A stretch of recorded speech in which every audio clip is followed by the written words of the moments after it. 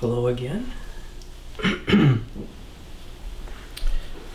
As Evan said, please be comfortable during this Dharma talk. If you'd like to lean back against the wall or relax a little bit, that's okay. We'll be doing a lot of sitting today, so you can give your back or your knees a little break. Also, when you're sitting, it's okay during a sitting if you need to adjust your posture a little bit. It's nice to be able to sit perfectly still for 30 minutes, but it's not always possible. My right leg always goes to sleep right around 25 minutes. So sometimes at about 25 minutes, I do this very quietly. You know, no harm done. We don't want you sitting here in agony. That's not what this is about.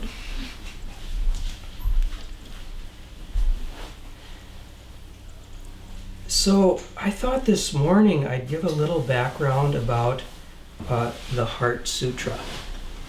And some of you are probably very familiar with the Heart Sutra, and for some of you it's probably very new. But it is a short chant. It fills one page. We'll be handing it out later today, but you don't need to see it for purposes of this talk. So it's the most popular chant in Mahayana Buddhism. It's chanted in Buddhist centers all over the world. We chant it in the morning at MZMC 5 days a week, and we've been doing that for years and years. And it's kind of a distillation of Mahayana Buddhism. So for Tibetan Buddhists, Zen Buddhists, and others, it is kind of the essence of the Buddha's teaching. And it's very rich and not easy to explain or talk about it. I've taught a 5-session course on it a number of times, and you can only scratch the surface in that's probably 7.5 hours. And many books have been written about the Heart Sutra. So I can't hope to explain it today deeply, but I'll try. But it's not so necessary that we understand it on an intellectual level. My teacher, Tim, tells about how when he was studying with Suzuki Roshi in San Francisco in the 70s, they chanted the Heart Sutra every morning. And they chanted it for, was it 1.5 years or was it 4 years or something, before Suzuki ever said a word about what it was all about. And people didn't really understand it. But he's like, just chant it, just get it in your bones, and something will come there. So I think that tells us a little something about the nature of chanting, that the intellectual part of it really comes second. There's something about getting it in our bones and practicing it. And when we combine it with ritual, with bowing and that type of thing, something really deep happens. So if I'm talking today and this is new to you and you're not, it doesn't make a lot of sense, that's okay. Don't worry about it. We'll just, you might just keep listening to Dharma talks, and eventually, you kind of start absorbing this stuff. And for me, it took a long time to begin to absorb. I remember reading Katagiri Roshi's first book, Returning to Silence, and I read it so slowly because it was different from things I had read before. And it took me about 1 year to read it. And it took me about 6 months before I even started to kind of get the subtlety of the place where he was coming from. So we do the practice, we do the sitting, we do the chanting, we hear Dharma talks. We don't need to struggle too much to try to get it all. We just kind of absorb it by osmosis. And then maybe one day it's like, wow, oh, there's that. And then you're like, wait, what was that again? It is gone. But then it'll come back again. So I'll talk about it, but we won't get real uptight about a search for meaning. So the Heart Sutra introduces emptiness. And emptiness is something that came along with Mahayana Buddhism 500 years or so after the Buddha's death. And it was kind of a new way of looking at things in the Buddhist universe. And the question is, what is emptiness? And I talked about this a little bit last night. Some of you were there because I had a question from Solomon. What is emptiness? So I gave an answer. So there'll be a little repetition today, but that's okay. But yeah, what is emptiness? What is emptiness? What is emptiness? It's easy, I think, to be uneasy about the idea of emptiness because it's kind of a strange word. We hear that there's a basic principle of Buddhism that things are empty. And we might think, that sounds pretty strange. That sounds like things don't really exist. Things don't really matter, maybe. Maybe there's some kind of nihilism going on here. What's the place of ethics if nothing really exists? So emptiness can have can kind of take us to these negative places. But it shouldn't, and there's a better word for emptiness, which I'll get to. It shouldn't take us to those negative places because emptiness is not really that. It's not meaninglessness. It's not the absence of stuff. There is not an absence of compassion. A better word than emptiness is interconnectedness. And some of you know this, or maybe interdependence. Someone who is really good at explaining this is Thich Nhat Hanh. And I'm sure some of you have read Thich Nhat Hanh, a Vietnamese Buddhist monk who passed away not very long ago and was just a wonderful, wonderful teacher. And he wrote a lot about interdependence. And in one of his books, I think probably Peace is Every Step, he said, if you're reading this book and you are a poet, you're looking at this paper in this book, you're going to see much more than the paper. You're going to see what brought the paper about. You're going to see that it came from a tree. And the tree grew because there was rain. And there was rain because there was evaporation. There's this cycle of water. There is the weather. There is the person who cut down the tree. There are the people who made the paper. There are the people at the printers. All of these things come together to make the paper. And so the paper doesn't really exist independently. We think it does. It seems really solid. And in a sense it is. This is a paper. It looks kind of separate from everything else. But really, if you look at it really deeply, and this is something you can get in your bones as opposed to in your mind, if you really look at it deeply, it does not exist separately from other things. It is not separate from the rain. It is not separate from the people who made the paper. It's not separate from the past or the future. It depends on everything else. So in a sense, it doesn't have an independent nature. And that's what emptiness means, empty of an independent nature. And I could give other examples of that. I could give an example of, say, a car, an automobile. We call it a car. It seems to be a definite, solid, real thing. But what if we take the tires away? Is it still a car? What if we take the engine away? Is it still a car? What if we take everything away except one door latch? Is it still a car? Car is kind of a mental construction we use to describe these things that have come together. But it's not a real actual thing. It's made up of its component parts. And it's the same way with human beings. I think of myself as Ted, an individual, and I am for many purposes. My name is on my driver's license, and people talk to me and address me with that name. And I certainly feel solid. But really, I'm more of a process. And I mentioned this last night.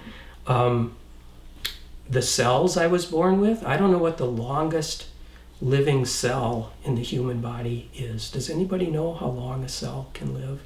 I'm pretty sure that every cell I was born with is now gone and has been replaced. I have been fully replaced. I am not a solid thing that existed from the beginning. I'm a process more than an individual. And it's a little fuzzy at the edges who I am. I think I have this sort of constant personality, but I really don't. It's changing all the time. So I'm dependent on things around me as a process. Things influence me all the time. And things are coming in, things are going out, and I see my solidity sometimes, and other times I see it's just kind of an illusion. And the personality that I adopt, which is fine. I need a personality. I like it, but I see that it's a bit of an artificial construct. So I'm not separate from other things. I carry things with me. I carry things from my parents and my grandparents and my very distant ancestors, my family, my Dharma ancestors. I carry that with me. They're part of me. Future people in my family, my progeny, my Dharma heirs, all of those things are here. And this is something that we can realize in kind of a deep sense. We can realize that we are empty of an independent nature. And it sounds kind of difficult. It sounds kind of maybe a little scary, because we want to be, really solid. We want to be solid. But there is a very comforting aspect to this too. And that's the two sides of things. So no, I don't exist as an independent entity, but I do exist in relation to all of those other things. I do exist as part of everything that is great and interconnected. I'm there with my ancestors, and I'm there with other people in the world, and with other planets and all beings throughout space and time. I am a part of that. That can never be destroyed. So emptiness is also fullness.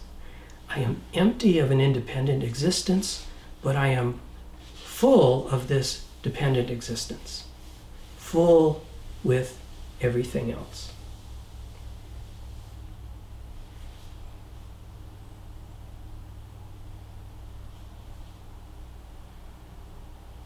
So form is emptiness. And that's what the Heart Sutra says. That's really the heart of the Heart Sutra. Form is emptiness. And emptiness, form. Form is emptiness. So we can come to understand that form is emptiness. We can come to understand that we don't exist independently. We're a process, not a thing. And that is our essential nature. And it may seem a little disconcerting, but we don't stop there. We don't stop there, because the Heart Sutra says form is emptiness and emptiness form. So we have this process of realizing that there is emptiness, but there is another half of that, which is realizing that there is also form. And so there's a contradiction here, right? Zen is full of things that are contradictory to the logical mind. But there is no form, there is only emptiness, and yet there is form, because there are two sides of this thing. These things exist simultaneously, or to be more accurate, they are not distinguishable. It's the same thing. Form, emptiness, they are the same thing. So we emphasize that form is emptiness because that's what we all need to hear.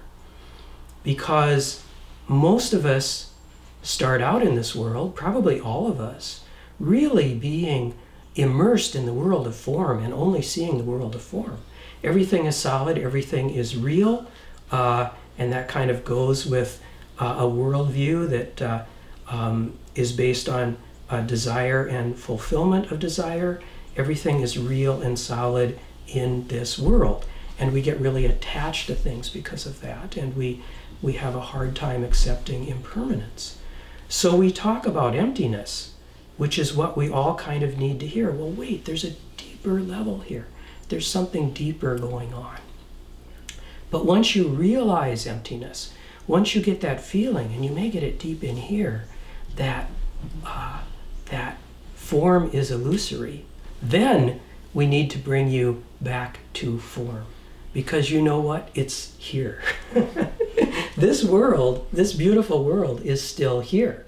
We may get to the point where we sort of see emptiness and see through it all and see the vast interconnections, but we don't stop there and say, oh, well, then things don't matter, and I just want to escape to the world of interconnections and leave this world behind. No, this world is still here. The world of form is still here, and it is very beautiful.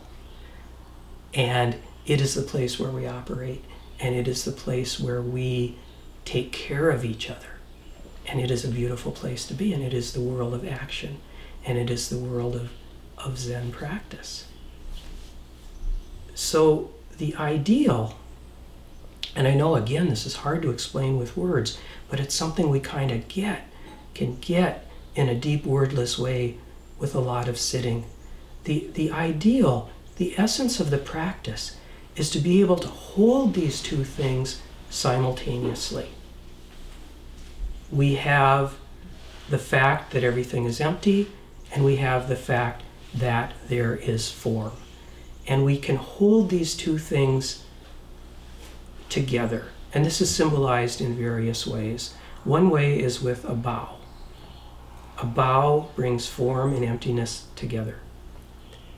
And Shohaku Okamura, who is one of my teachers and is really a great writer about Buddhism, talks about ritual as a place where form and emptiness come together.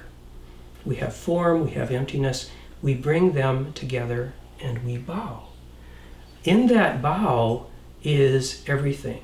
In that bow is my acknowledgement that I, as an individual, am empty, and I bow to the entire universe. But also in that bow, I am bowing to you, and I'm acknowledging you as a separate form, and I'm acknowledging myself as a separate form. So this is a way of being. In the Zendo, when we do this ritual, it's a place where we do this stuff with each other according to these forms which have been worked out over centuries. And we also understand that there's something deeper going on here that connects us with all space and time. We're with each other as individuals, and we're not even here as individuals. We're with everyone at once. We hold these two things simultaneously, and they don't make logical sense together. That's why Zen doesn't make sense. It never will. I'm sorry.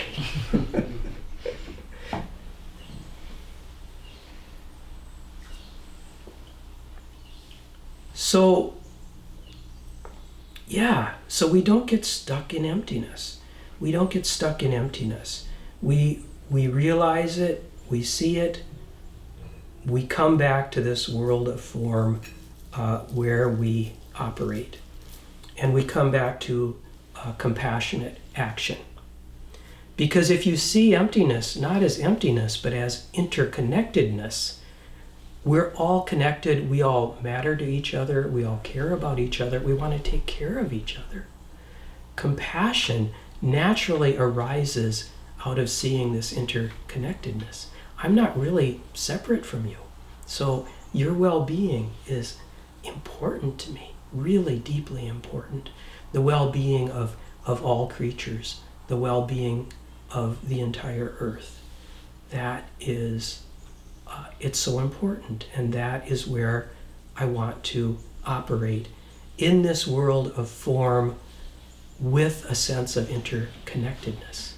So, taking care of the thing that's right in front of me with this sort of vast vision of everything together at once.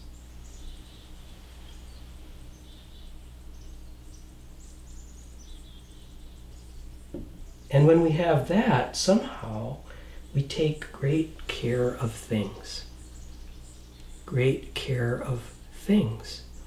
If we're really paying attention, and vast space and time and our ancestors are here, we want to care for everything, care for everyone, and we can be so tender in caring for things.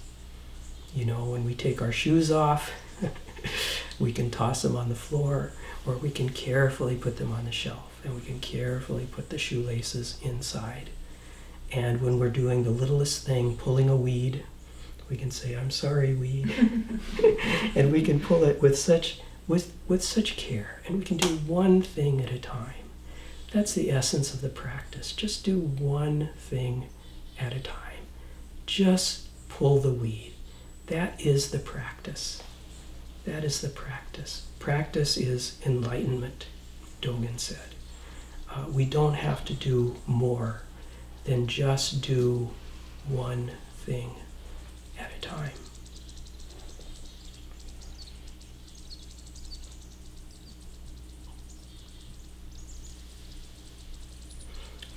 So I want to read a little something.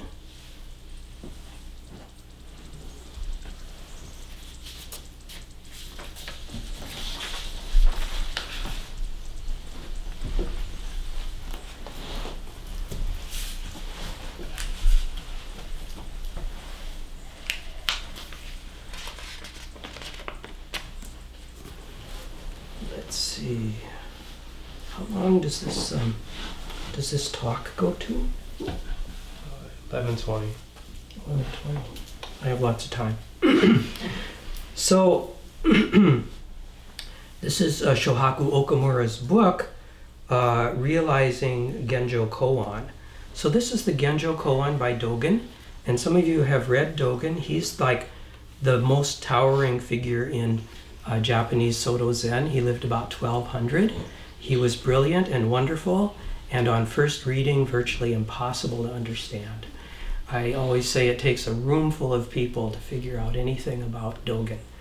But if you have that room full of people, you can kind of make some progress there.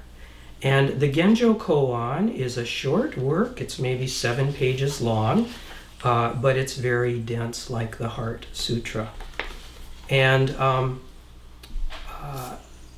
a lot of people think that it really kind of distills all of his work, that the essence of his work is in the Genjo Koan, and I think the first 4 paragraphs really contain the essence of the Genjo Koan. So it starts, when all dharmas are the Buddha Dharma, there is delusion and realization, practice, life and death, Buddhas and living beings. When all dharmas are the Buddha Dharma, there is delusion and realization, practice, life and death, Buddhas and living beings. What that basically says is that when we're looking at forms and not seeing beyond the forms, there is stuff. There are things. There are things, right? And we're born and we learn that there are things, and we're inquisitive. My little grandson is always asking, you know, what's that? What's that? What's that? And he sees those forms. So there is stuff. That's the first line. We all know about the stuff, but here's the hard part. Number 2, when the 10,000 dharmas are without fixed self, there is no delusion and no realization, no Buddhas and no living beings, no birth and no death. So when the 10,000 dharmas, the stuff, the things everywhere, are without a fixed self, there is no stuff. If we see that things are part of a process, things are composed of their non-thing elements. This book is composed of non-book elements. When we see all that, we're seeing emptiness, and there is no stuff. Okay, there is no stuff. A lot of people stop there and they think, wow, this is pretty bad. But no, there's step 3. Since the Buddha way by nature goes beyond the dichotomy of abundance and deficiency, there is arising and perishing, delusion and realization, living beings and Buddhas.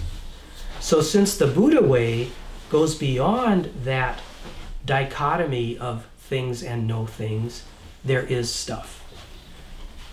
So there is stuff, there is no stuff. We go beyond that dichotomy of stuff and no stuff. And so, oh my goodness, here it is, here it is. We thought there was no form, we saw through the form, and then here it is, and it is magnificent, and it is beautiful. And we can act here, and we can live here in an awakened state. And all we have to do is do the stuff and let it come to us. Let it come to us. Do the practice, let it be what it is, and stop fighting it so much. And that's part 4. Therefore flowers fall even though we love them, weeds grow even though we dislike them. Conveying oneself toward all things to carry out practice enlightenment is delusion. All things coming and carrying out practice enlightenment through the self is realization. I love this. Conveying oneself toward all things to carry out practice enlightenment is delusion. If we go toward all things and try to define or get something from all things, that's delusion. If we convey ourselves toward the world and ask, how can I, Ted, benefit from all this, make sense of it, arrange it, use it, that's delusion. That's not going to make me happy. But all things coming and carrying out practice enlightenment through the self is realization. All things coming. If I allow it all to come to me, I let, the universe flows through me.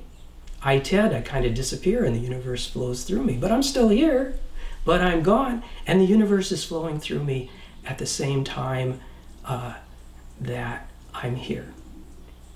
And at the same time that I'm not here. All things coming. All things coming. That's why this is a profoundly giving practice, because we let things come to us. That's why we do full bows, as we will during the Heart Sutra, to show that it's not all about us. And we are doing this giving practice and submitting ourselves to the universe rather than trying to dominate it. And we're inviting it in. And when we invite it in, it can flow through us, and we can have a different way of living.